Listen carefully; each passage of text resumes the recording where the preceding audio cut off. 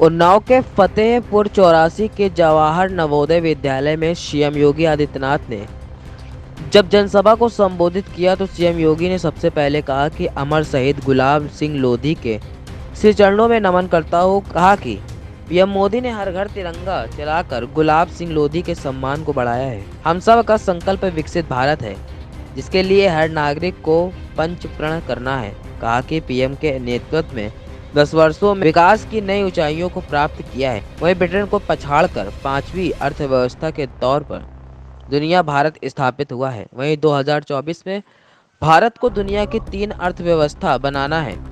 10 वर्षों में भारत बदला है, नया भारत बनना है। सीएम योगी ने कहा कि यूपी अब रोजगार, सुरक्षा, शिक्षा से पहचान हो रही है। उन्नाव क्रांति से लेकर साहित्य की उर्वरा धारा है। कभी गुलाब सिंह लोधी पुलिस की गोली से शहीद हुए। आज पुलिस प्रशिक्षण केंद्र गुलाब सिंह लोधी के नाम से है, जहां पुलिस कर्मी प्रशिक्षण ले रहे हैं। विकसित भारत के लिए उत्तर प्रदेश को विकसित होना होगा। सीएम योगी ने कहा कि 7 वर्षों में 6 करोड़ लोग गरीबी से ऊपर उठे हैं। उत्तर प्रदेश से गुंडा माफिया गायब हो गए हैं। वहीं जनता से अपील की कि सपा, बसपा, कांग्रेस ना तो रोजगार ना तो सुरक्षा दे सकते हैं, तो वोट को बर्बाद क्यों करना। डबल इंजन की सरकार ने रोजगार, सुरक्षा के साथ विरासत को भी संजो रखा है। वहीं सीएम योगी ने 2024 में पीएम मोदी को एक बार फिर प्रधानमंत्री बनाने की अपील की। वहीं 21 मिनट के संबोधन में सीएम योगी ने उत्तर प्रदेश की तस्वीर पेश की, साथ ही विपक्ष पर जमकर निशाना साधते हुए सुरक्षा व्यवस्था को गिनाया। कौन नहीं जानता है कि यह धरती पंडित प्रताप नारायण मिश्र जी की धरती है, महाकवि सूर्यकांत त्रिपाठी निराला जी की धरती है, गया प्रसाद शुक्ल स्नेहिक जी की धरती है, आचार्य नंद दुलारे वाजपेयी जी की धरती है, डॉक्टर शिव मंगल सिंह सुमन जी की धरती है, श्री भगवती शरण वर्मा जी की धरती है, डॉक्टर रामविलास शर्मा जी की भूमि धरती है, और आज के साहित्यकार के रूप में विधानसभा के हमारे पूर्व अध्यक्ष श्री हृदय नारायण दीक्षित जी की भी पावन धरती है। यानी क्रांति से लेकर के साहित्य की उपासना, राष्ट्र की उपासना से लेकर साहित्य की उपासना यहां की उर्वरता को बताता है, प्रदर्शित करता है। और आज इस धरती पर हम लोगों ने अमर शहीद गुलाब सिंह लोधी जी की भव्य प्रतिमा का लोकार्पण का कार्यक्रम भी संपन्न किया।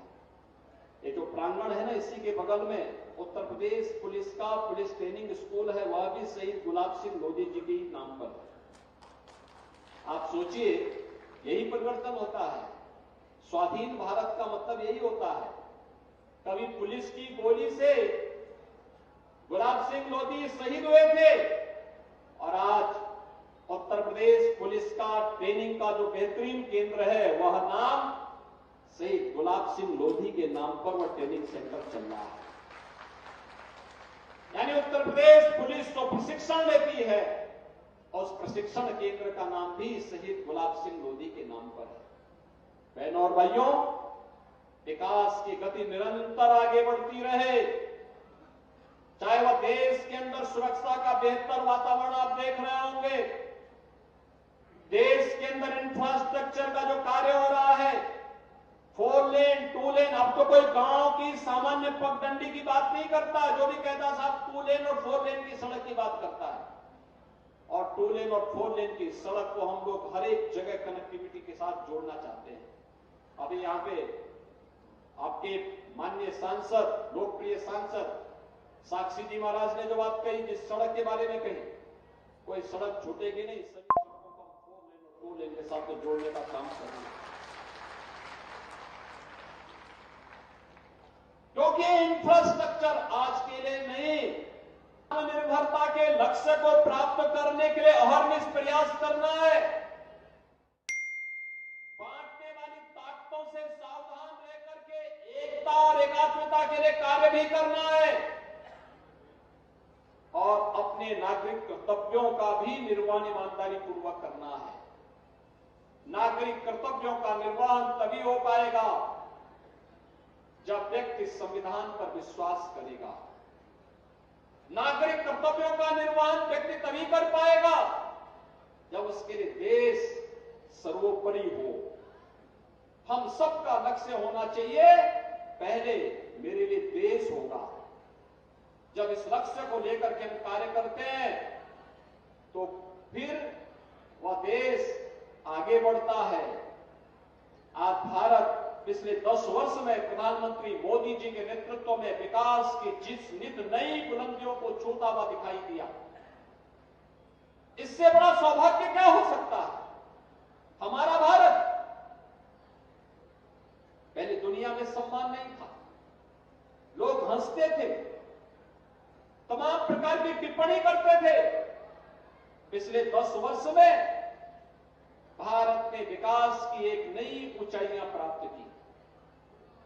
पिछले 10 वर्ष में भारत आज दुनिया में नेतृत्वकर्ता के रूप में दिखाई दे रहा है। और इससे बड़ा सौभाग्य क्या हो सकता है।